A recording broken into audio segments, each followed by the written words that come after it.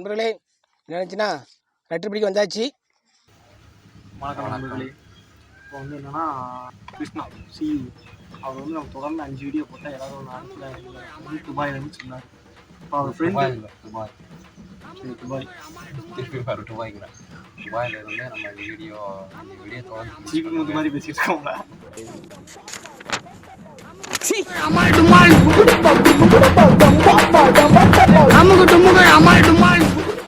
அதனால அதை ஓப்பன் பண்ணி பார்ப்போம். இதுதான் நம்ம குலதெய்வம் கோயிலுக்கு காட்டியது.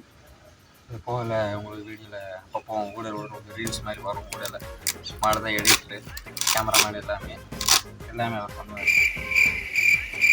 மேலே தூக்கி வச்சு ஓப்பன் பண்ணேன். ஒன்றும் இல்லை, மைக் வந்திருக்கு. அதாவது இதுவரைக்கும் நாங்கள் இதை எதிர்பார்க்கல. முடிஞ்ச அளவுக்கு சொல்லணும் அப்படின்னா எதிர்பார்க்காத தான். அதாவது ஆடியோ குவாலிட்டி இனிமேல் சரியில்லை சொல்கிறவங்களுக்கு மைக் வந்துருச்சு, பார்த்துக்குங்க. தேங்க்யூ. அதாவது கம்பெனி பேர் வந்து உடான்சின்னு போட்டிருக்கு. உடன்சி கம்பெனி இது. J2 ஒயர்லெஸ் மைக்ரோஃபோன், ஒரு கனெக்டர், ரிசீவர் வந்து 2 அண்ணா கொடுத்துருக்காங்க. ஓப்பன் பண்ணி இதை வச்சு நம்ம வீடியோ பண்ணலாம். எல்லாத்தையும் கான்ஃபிகரேஷன்லாம் காமிச்சிருந்தா அதெல்லாம் காமிக்கணும். இல்லை முன்ன பண்ண விளாக் எடுத்துக்கியா. அதாவது மேட் இன் சைனா, கொரோனா மாதிரி எதுவும் மேட் இன் சைனாவாக இருக்குது. ஜோக் இல்லையா என்னன்னு பார்ப்போம். அதுக்கப்புறம் டேய் சும்மாறா இரு, அவசரப்படக்கூடாது. என்னென்னு வாட்சி பார்த்து தான் உழைக்கணும்.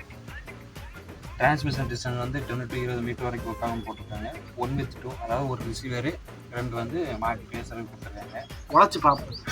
டேய் சும்மாறா அவசரப்படாது, நல்லா தூக்கிட்டு அடிச்சிருவேன். நாய்ஸ் ரிடக்ஷன் வந்து 3 level நாய்ஸ் ரிடக்ஷன் போட்டிருக்காங்க. சவுண்ட் டிலே வந்து 25 ms. இந்த காரணமாக தான் நமக்கு தெரியாத மைக்கை மாட்டணுமா பேசணுமா போய்கிட்டே இருக்கணும். சரி உழைச்சி பார்ப்போம். இருவா டேய் சும்மாறா உழைச்சி பார்க்க தானே வந்திருக்கு. உழைச்சி பார்த்தாலும் தெரியும். சிக்னல் டு நாய்ஸ் ரேடியோ வந்து 70 dB. அது வந்து நாய்ஸ் வந்து கம்மி பண்ணணும்னு போட்டிருக்காங்க. பேட்டரி லைஃப் வந்து 6 hours போட்டிருக்காங்க. பேட்டரி கெப்பாசிட்டி வந்து டிரான்ஸ்மிட்டருக்கு வந்து 80 mAh போட்டிருக்காங்க. ஏன் உழைச்சி பார்ப்பேன். டேய் சும்மாறா எரிச்சு உண்டாக்காதடா. இருவாரா இதெல்லாம் நான் தெரிஞ்சு என்ன எப்பறேன் இதெல்லாம் தெரிஞ்சா பேசனா கேக்குமா? கேட்கும். வேற என்ன இருவாரா இது தெரிஞ்சாதானே உங்களுக்கு சார்ஜ் போட போது வைக்க போது உங்களுக்கு தெரியும். ஏப்பா உழைச்சது எப்படி இருக்குன்னு பாப்போம். எரிச்சு ஆக்கிட்டு இருக்காங்க. நேற்று ஒரு ரீல்ஸ் பார்த்துருப்பீங்கன்னு நினைக்கிறேன். சாமின்னு வேஸ்டோட போட்டு மச்சக்கணி பாட்டு போட்டு உட்காந்து கேட்டுக்கிட்டேன். அது யூடியூப்ல தான் வந்துச்சுல.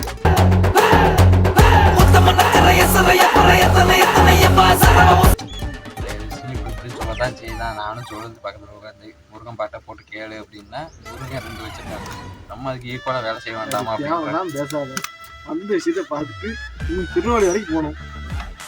ஆமா என்னன்னு சொல்ல மாட்டோம். ஏன் இது என்ன பெரிய சைஸ் ஹெட்போன் மாதிரி இருக்கு?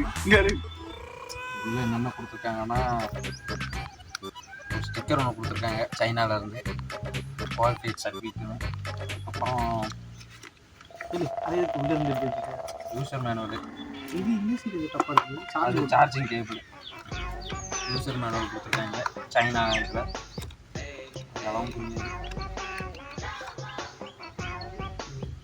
சாதா டைப்ல இருந்து சி டைப்புக்கு மாறுற மாதிரி ஒரு பின்னு கொடுத்துருக்காங்க. இது சரி பெரிய சைஸ் எப்படி இருக்கு? நம்ம ஏர்பட்ஸ் இருக்குல்ல, ஏர்பட்ஸ்ல பெரிய சைஸ் ஏர்பட்ஸ் மாதிரி இருக்கு. அதை இது வந்து நான் யூஸ் பண்ணுறது போட்டு. இது சிறுசு, இது பெருசு. இது வேஸ்டானா அது வேற விஷயம்.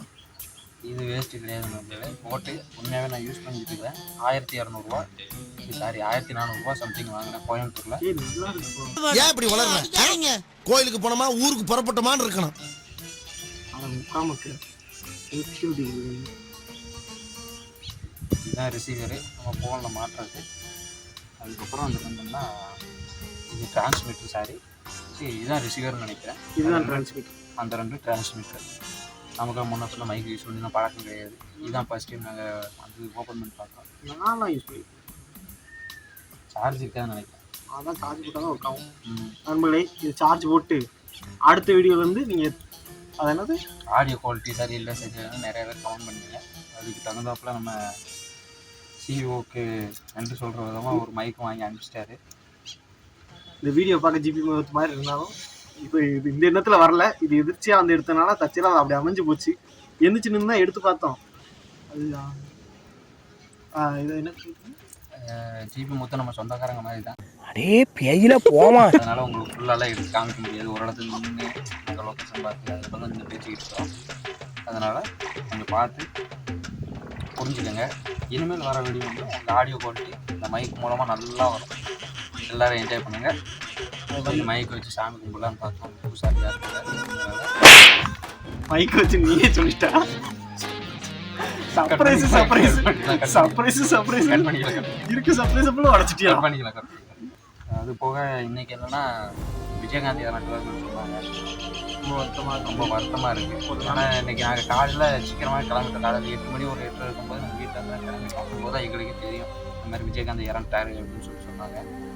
அதாவது ரொம்ப வருத்தம் தான். நல்ல தலைவர், நிறைய பேருக்கு நிறைய ஹெல்ப் பண்ணியிருக்காரு. ரொம்ப மன வருத்தத்துக்குள்ளேயே ஒரு விஷயம் தான் இதை பண்ணுங்க. அவர் எப்படி சொல்கிறது, அஞ்சலி செலுத்தினாலும் நம்ம செலுத்தினாலும் அவர் நல்ல இடத்துக்கு தான் இருப்பார். எல்லாரும் மனசுலையுமே அவ்வளோ பேருக்கு நல்லது பண்ணியிருக்காரு.